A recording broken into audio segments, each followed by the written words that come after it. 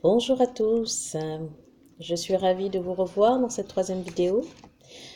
Aujourd'hui, nous allons aborder un sujet assez personnel, un sujet de vie personnelle.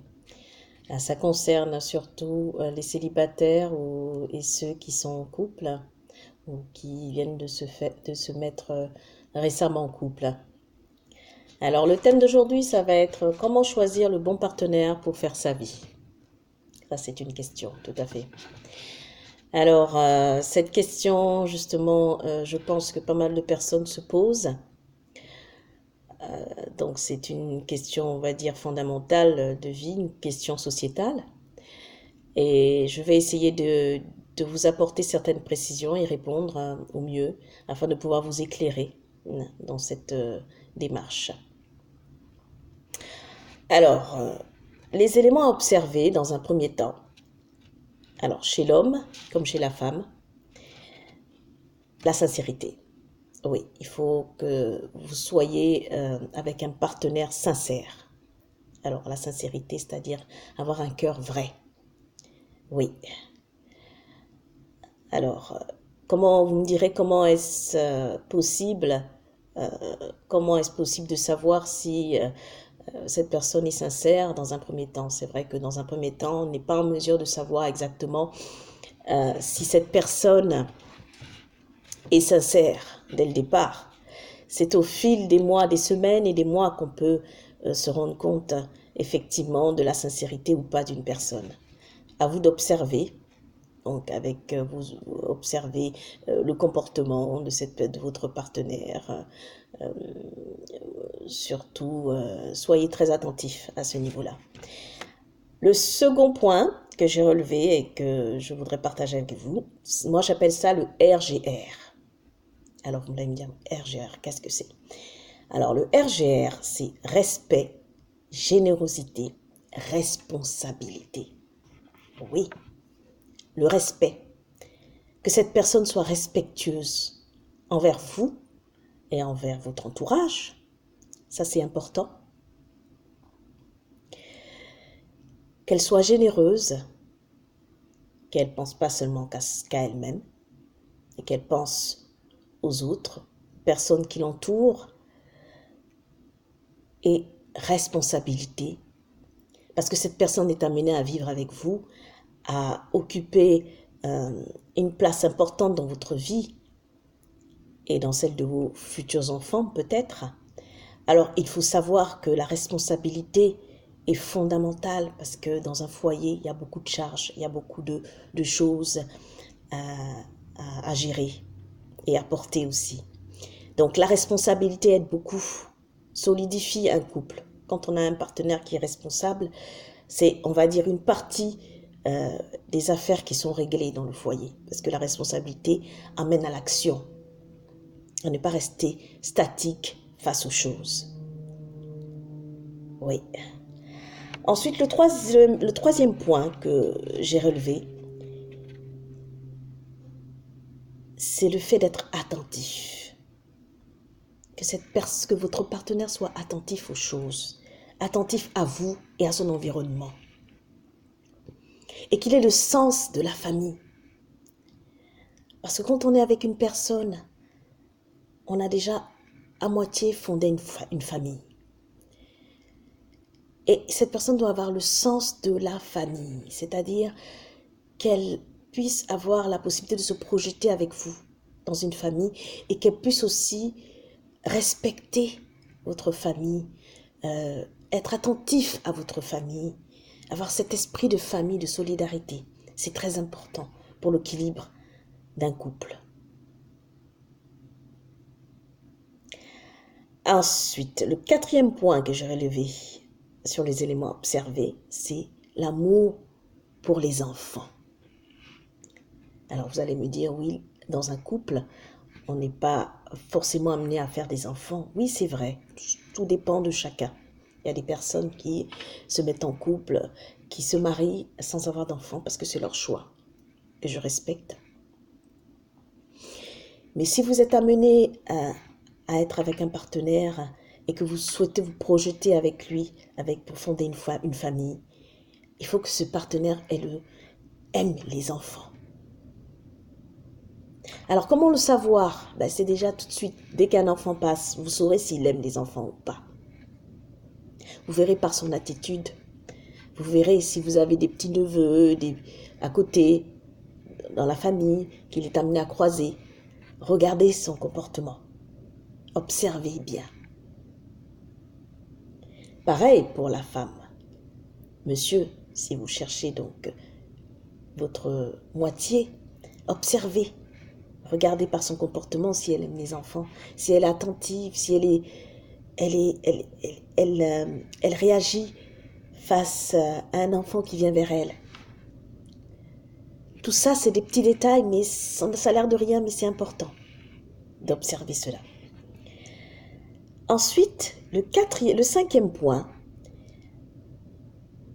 que j'ai relevé, que je voudrais partager avec vous, c'est être quelqu'un de positif, de battant et de travailleur. Votre partenaire, homme ou femme, doit être quelqu'un de positif, c'est-à-dire qui arrive à surmonter des épreuves dans un couple avec une positivité, une sagesse. Donc la positivité aide beaucoup dans un couple, aide beaucoup pour avancer. Et cet élément est, je dirais, est important dans un couple. Que votre partenaire soit positif, qui vous amène vers l'avant, qui vous encourage dans ce que vous faites et que lui aussi s'encourage dans ce qu'il fait et qu'il soit positif en toutes circonstances, même quand on a l'impression que tout va s'écrouler. Battant et travailleur. Travailleur, parce que le travail, c'est la vie. Le travail, c'est la vie. Un partenaire qui n'aime pas travailler, qui ne veut rien faire de ses journées, qui est toujours à se plaindre, qui est négatif, qui n'a pas d'ambition, on va dire, d'ambition de faire changer sa vie dans le bon sens du terme. Faites attention. C'est peut-être pas la bonne personne pour vous, pour que vous soyez épanoui. Regardez ces points-là.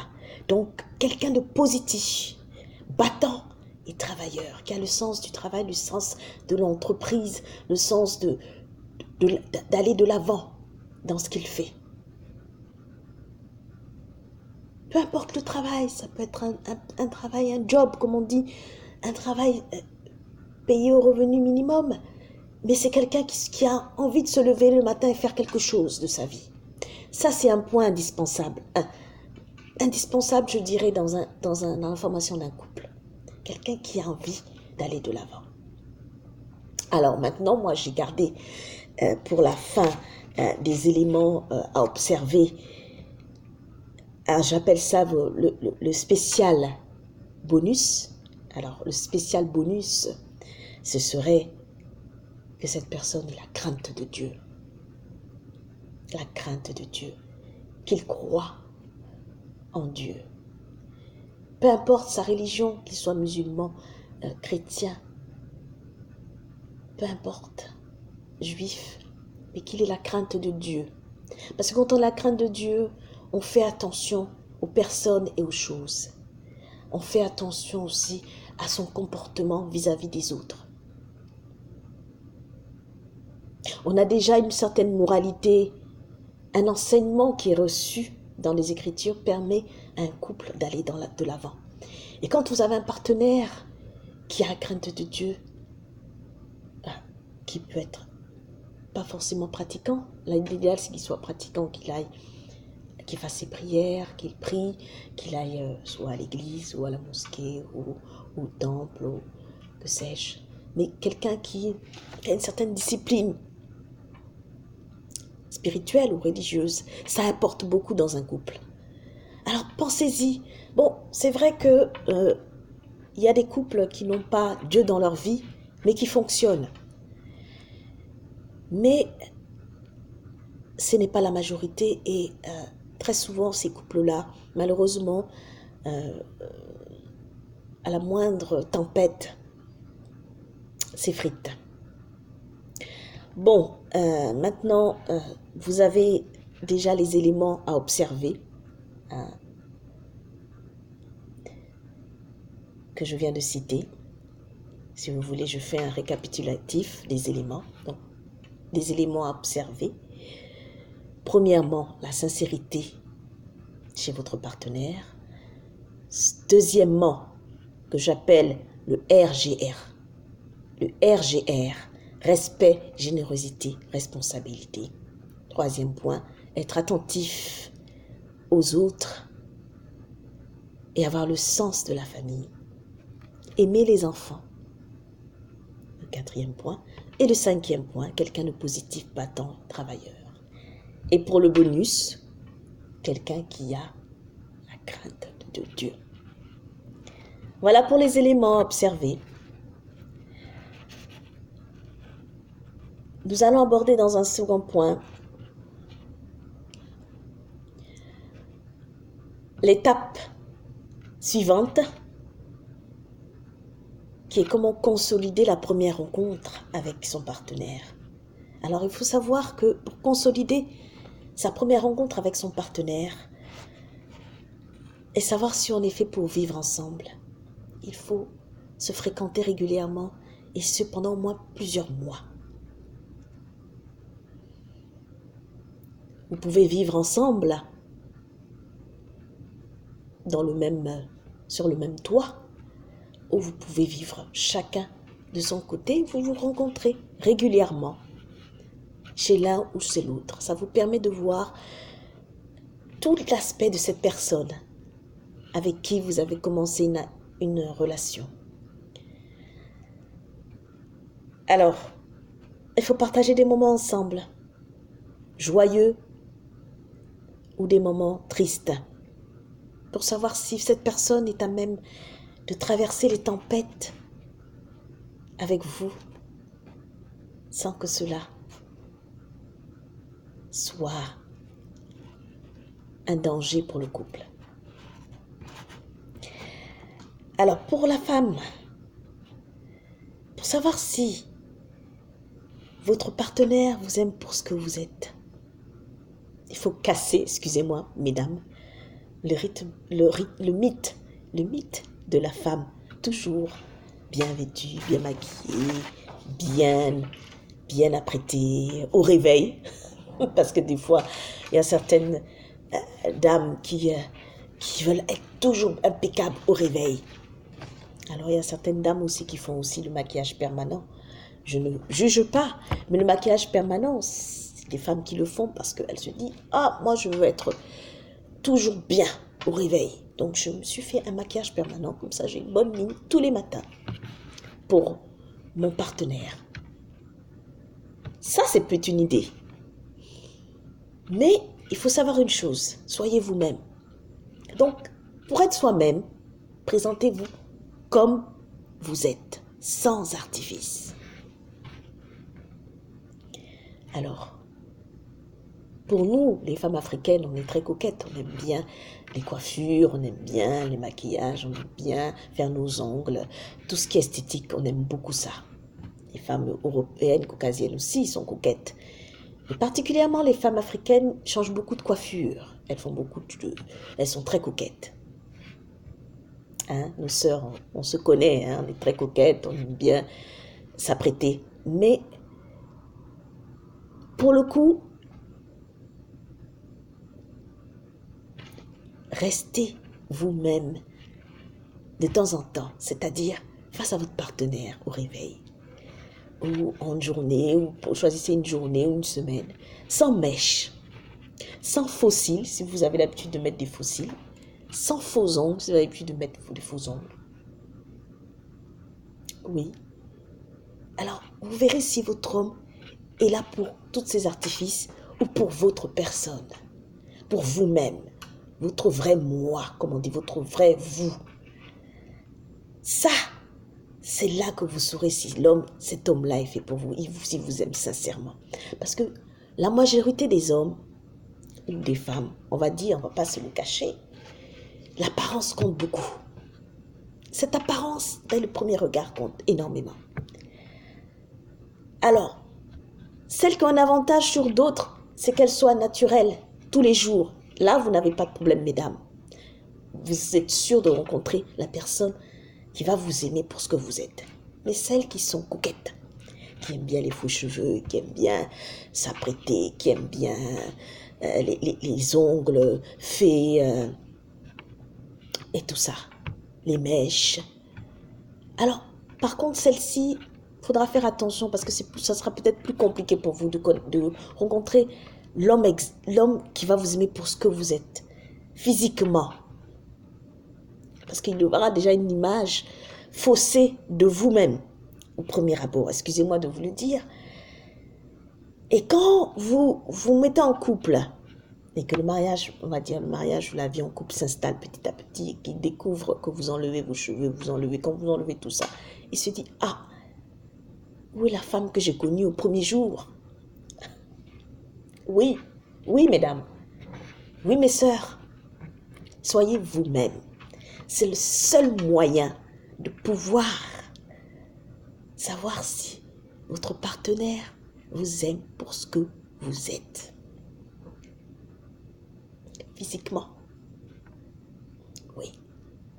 Alors faites l'essai, celles qui n'ont pas encore fait, ou qui hésitent, qui se disent, ah, si je me mets sans maquillage, sans coiffure, sans mèche, sans tissage, sans greffage de cheveux, si je me mets ainsi, est-ce qu'il va m'aimer? Si je mets mes cheveux frisés, crépus, au naturel, est-ce qu'il va m'aimer?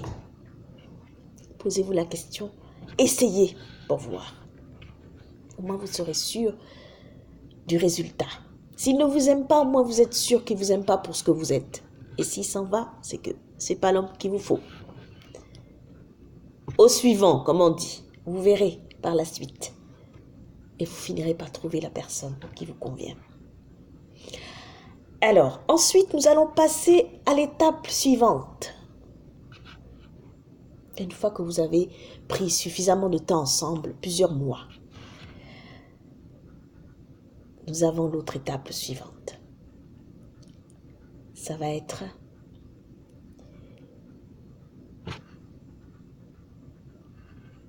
le pourparler, on va dire, pour le mariage, l'engagement, on va dire définitif. Oui, ce fameux mariage, ce fameux engagement de l'homme et de la femme pour fonder un foyer. Oui, mesdames, oui, messieurs. Je m'adresse à mes sœurs, à toutes les femmes qui écoutent aujourd'hui cette vidéo. Si votre partenaire ne parle pas de mariage, au bout de 2 ans, je dis bien 2 ans d'amour, 1 an c'est un peu juste. Au bout de 2 ans d'amour et de relations, on va dire, proches, où vous avez appris à vous connaître, il a vu toutes les facettes de vous-même, votre caractère, votre physique, vous vous êtes présenté vous-même comme souhaité, et qu'il ne vous parle pas de mariage. Posez-vous des questions. Commencez à vous poser des questions. Et tirez vite au clair la situation avant qu'il ne vous fasse perdre votre temps. Oui, mesdames. Parce qu'il y a beaucoup de filles qui ont attendu des années, se sont dit, oh, il n'est pas encore prêt. Oh, bon, on va attendre. Et les années passent. Et la jeunesse aussi s'envole. Il faut le dire, mesdames, mesdemoiselles. La jeunesse d'une femme part vite. Et la femme est limitée en âge pour faire, si elle veut, fonder un foyer, faire des enfants.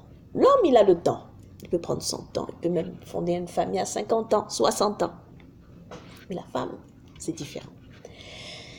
Donc, je pense que il faudrait tirer cela au clair avec cette personne. Si au bout de 2 ans, elle n'arrive pas à se projeter avec vous, c'est qu'il y a quelque chose qui ne va pas.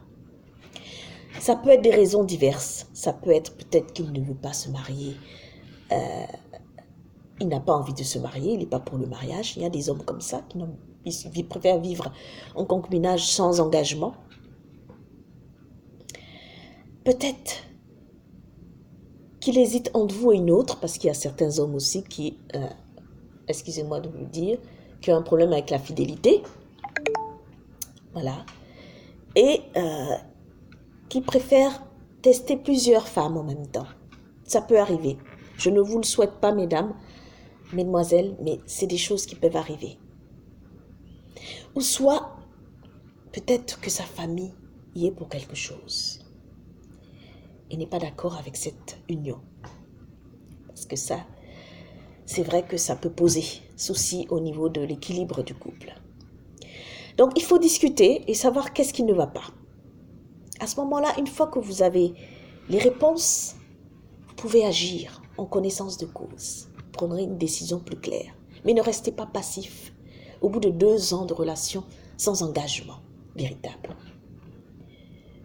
À moins que ça a été prévu ainsi dès le départ, vous êtes tenu, vous avez pris un accord, on va dire, un accord ensemble dès le départ de la relation, à ne pas vous marier, à rester en concubinage ou à rester sans engagement véritable. Ça peut arriver, il y a des couples comme ça. Mais si ce n'est pas le cas, alors posez-vous des questions, discutez avec ce partenaire et puis relevez surtout ces points-là. Les raisons. Il peut avoir ces raisons-là. Donc, soit il ne veut pas se marier, il n'est pas pour le mariage, soit il hésite entre vous et une autre, ou soit sa famille n'est pas pour cette union et ne vous accepte pas totalement. Ça, c'est des choses qui peuvent arriver. Donc, discutez avec lui, je pense que vous allez avoir une vision plus claire de la situation. Et rappelez-vous que si vous êtes en bon terme avec sa famille, sa maman, dans un premier temps, parce que la maman, c'est très important. Si vous vous entendez bien avec belle-maman, souvent ce n'est pas le cas. Ça peut arriver qu'il y a des tensions. Mais si vous arrivez à vous accorder avec belle-maman, la famille proche, frères, sœurs, la famille, le père, le beau-père, la belle-mère et les frères et sœurs, vous avez déjà un point d'avance dans votre relation. Et pensez-y, une relation n'est pas simplement à deux. Il faut tenir compte de la famille. C'est très important pour l'équilibre d'un couple. Parce que vous êtes amené à fonder un foyer, une famille. Donc, il faut que le couple ait cette notion de famille pour pouvoir bien gérer son foyer et ses enfants, ses futurs enfants. Voilà ces points que je voulais aborder avec vous aujourd'hui. Je vous remercie d'avoir suivi cette vidéo, cette 3e vidéo qui concerne donc les célibataires et les jeunes couples. Et j'espère que vous avez pu avoir certaines pistes pour avancer dans vos démarches personnelles. Je vous remercie m'avoir écouté et je vous souhaite vraiment plein de bonnes choses. Ne vous découragez pas, chers célibataires, parce que chaque personne a son moment. Comme on dit, ce n'est pas la course contre la montre. Soyez vous-même, restez positif. Et puis pour ceux qui croient, qui ont la crainte de Dieu et qui croient en Dieu, continuez de prier. Vous verrez les miracles vont s'opérer dans vos vies. Voilà, pour aujourd'hui, c'était le sujet que j'ai préparé pour vous. J'espère que vous avez aimé et que ça vous a apporté un plus pour la suite. À nous revoir pour la prochaine vidéo. Je vous bénis dans le nom de Jésus-Christ.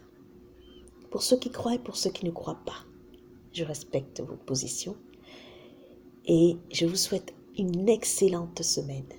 À nous revoir pour la prochaine vidéo. À très bientôt.